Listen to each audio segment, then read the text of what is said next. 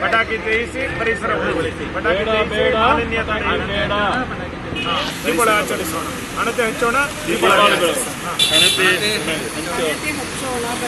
ಹಣತೆ ಹಚ್ಚೋಣ ಬನ್ನಿ, ಪರಿಸರ ಸ್ನೇಹಿ ಹಸಿರು ದೀಪಾವಳಿ ಆಚರಿಸೋಣ ಬನ್ನಿ, ಪಟಾಕಿ ಬಿಡೋಣ ಬನ್ನಿ, ಪಟಾಕಿ ಬಿಡೋಣ ಬನ್ನಿ, ದೀಪ ಬೆಳಗೋಣ ಬನ್ನಿ, ದೀಪ ಬೆಳಗೋಣ ಬನ್ನಿ, ಹಚ್ಚೋಣ ಬನ್ನಿ. ಹಾಗೆ ಕರ್ನಾಟಕ ರಾಜ್ಯ ವಿಜ್ಞಾನ ಪರಿಷತ್ತು ಹಾಗೆ ಕರ್ನಾಟಕ ರಾಜ್ಯ ಮಾಲಿನ್ಯ ನಿಯಂತ್ರಣ ಮಂಡಳಿ ಕೊಡಗು ಜಿಲ್ಲಾ ಘಟಕದ ಒಂದು ಸಂಯುಕ್ತ ಆಶ್ರಯದಲ್ಲಿ ಇವತ್ತು ಹಸಿರು ದೀಪಾವಳಿ ಒಂದು ಜಾಗೃತಿ ಕಾರ್ಯಕ್ರಮವನ್ನು ಹಮ್ಮಿಕೊಳ್ಳಲಾಗಿದೆ. ಈ ಒಂದು ಕಾರ್ಯಕ್ರಮಕ್ಕೆ ನಗರ ಇದರ ವತಿಯಿಂದ ನಾವು ಈ ಕಾರ್ಯಕ್ರಮವನ್ನು ಹಮ್ಮಿಕೊಂಡಿದ್ದೇವೆ. ಈ ಕಾರ್ಯಕ್ರಮದ ಉದ್ಘಾಟನೆಯನ್ನು ಪಟ್ಟಣ ಪಂಚಾಯಿತಿಯ ಅಧ್ಯಕ್ಷರಾದಂಥ ಶ್ರೀ ಪಿ ಜಯವರ್ಧನ್ ಅಧ್ಯಕ್ಷರು, ಪಟ್ಟಣ ಪಂಚಾಯತ್ ಕುಶಾಲನಗರ. ಒಂದು ವೆಚ್ಚ ಮಾಡೋದು ಬೇಡ. ಮತ್ತು ಪಟಾಕಿ ಸಿಡಿಸೋದ್ರಿಂದ ಎಷ್ಟು ಜನಕ್ಕೆ ಹಾನಿ, ಜಲಮಾಲಿನ್ಯ, ವಾಯು ಮಾಲಿನ್ಯ ಅವೆಲ್ಲ ಪರಿಸರಕ್ಕೆ ಧಕ್ಕೆ ಆಗುವಂಥ ಕಾರ್ಯ ಬೇಡ.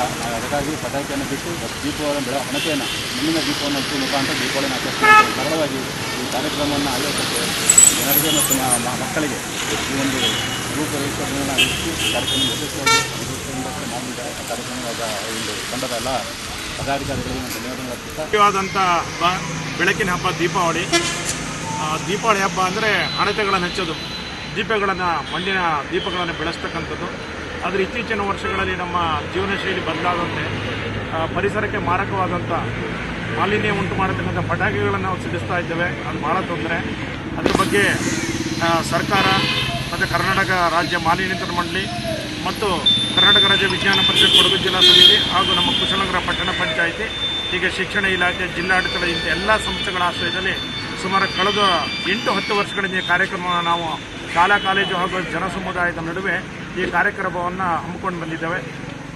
ದೀಪಾವಳಿ ಸಂದರ್ಭದಲ್ಲಿ ಪಟಾಕಿ ಬದಲಿಗೆ ನಾವು ಮಕ್ಕಳಿಗೆ ಹಣತೆ ದೀಪವನ್ನು ಬೆಳೆಸೋದ್ರ ಮೂಲಕ ಆಚರಿಸಬೇಕು, ಪರಿಸರ ಸ್ನೇಹಿ ದೀಪಾವಳಿಯನ್ನು ಆಚರಿಸಬೇಕು ಅನ್ನೋ ದಿಶೆಯಲ್ಲಿ ಅದು ಈ ಬಾರಿ ಕೋವಿಡ್-19 ಸಂಭವಿಸಿರೋದ್ರಿಂದ ಕೊರೋನಾ ಸೋಂಕನ್ನು ತಡೆಗಟ್ಟುವ ನಿಟ್ಟಿನಲ್ಲಿ ಸರ್ಕಾರನೂ ಕೂಡ ಕಟ್ಟುನಿಟ್ಟಿನ ಆದೇಶ ಮಾಡಿದೆ.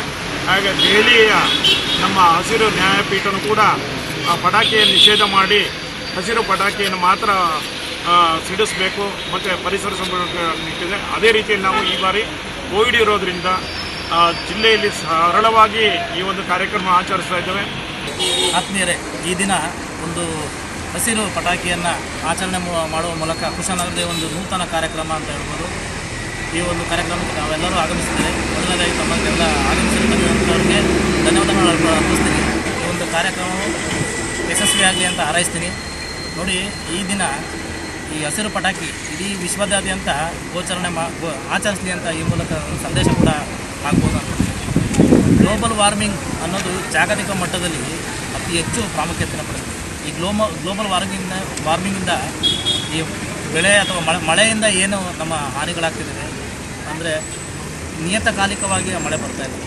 ಕಾರಣ ಇಷ್ಟೇ, ಗ್ಲೋಬಲ್ ವಾರ್ಮಿಂಗ್, ಜಾಗತಿಕ ತಾಪಮಾನ ಅಂತ ಏನು ಹೇಳ್ತೀವಿ ಅದಕ್ಕೆ ಕಾರಣ ನಮ್ಮ ಪರಿಸರದ ಬಗ್ಗೆ ಆದಷ್ಟು ಕಾಳಜಿ ವಹಿಸಬೇಕು. ಅದು ವಿದ್ಯಾರ್ಥಿಗಳಲ್ಲಿ ಈಗಲಿಂದ ಬರಲಿ ಅಂತ ನಮ್ಮ ಸಾಕಷ್ಟು ವಿಚಾರಗಳನ್ನ ಮಂಡಿಸಿರ್ತಾರೆ ಪ್ರೇಮ್ ಕುಮಾರ್ ಅವರು. ನಮ್ಮ ಜೊತೆಗೆ ಅವರು ಕೂಡ ಪಂಚಾಯತಿ ಜೊತೆಗೆ ಹಲವಾರು ಕಾರ್ಯಕ್ರಮಗಳು ಮಾಡ್ತಾ ಇರ್ತಾರೆ. ನಮ್ಮ ಪಂಚಾಯತಿ ಕೂಡ ಇನ್ನು ಮುಂದೆ ಇವರ ಕಾರ್ಯಕ್ರಮಕ್ಕೆ ಸಹಕಾರ ನೀಡ್ತದೆ ಅಂತ ಈ ಮೂಲಕ ನಮ್ಮ ಉಪಾಧ್ಯಕ್ಷರು ಅಥವಾ ಸದಸ್ಯರೆಲ್ಲ ಇದ್ದಾರೆ ಅವ್ರ ಸಮ್ಮುಖದಲ್ಲಿ ಹೇಳ್ತಾ ಇದ್ದೀನಿ.